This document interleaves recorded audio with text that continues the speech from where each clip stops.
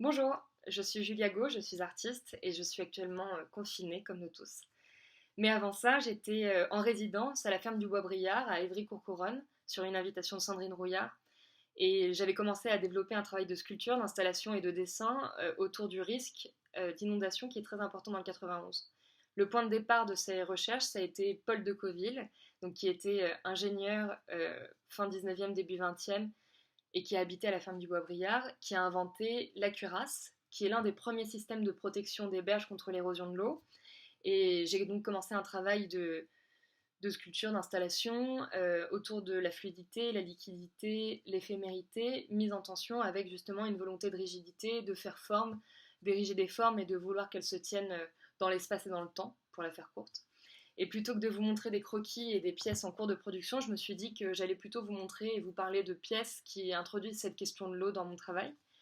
Donc je vais commencer par cette installation, Bien que le monde se renverse, que vous avez peut-être vu au Salon de Montrouge en 2018. Euh, c'est une pièce qui parle d'un événement qui est important pour moi parce que je crois qu'il est à l'origine justement de cette question de la terre, de l'eau et de la gravité et de leurs relations tumultueuses dans mon travail.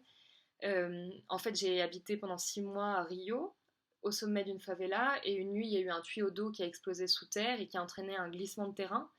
Donc j'ai pris une photo du terrain dévasté. En rentrant en France, j'ai imprimé cette photographie sur une bâche qui fait 3 mètres par 4. Et ce qui m'intéressait dans la bâche, c'est on, on rentrait dans quelque chose qui avait un vrai poids, qui était beaucoup plus sculptural. Et donc cette photo, elle est maintenue au mur avec fragilité par ces tubes de cuivre qui évoquent la canalisation et qui ici deviennent un vrai soutien à l'image et deviennent des sortes d'étais.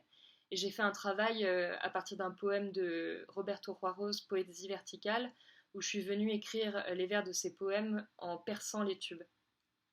Ensuite, j'aimerais vous parler de cette installation où le désert rencontrera la pluie. Il s'agit d'un ensemble de contenants d'eau que j'ai moulés et tirés en terre de faïence crue. Et c'est une installation que j'active avant le vernissage, c'est-à-dire que je viens remplir certains éléments d'eau.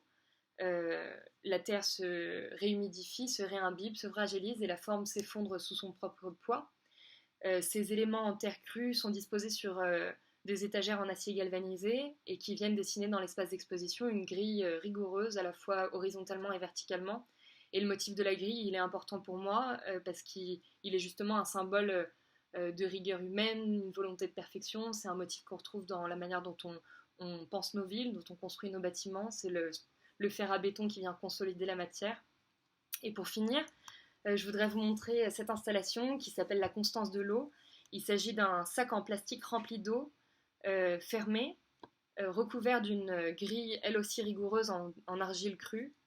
Et en fait, ce sac d'eau fuit progressivement tout au long de l'exposition et vient complètement détruire la grille et l'eau rend à la terre son informité.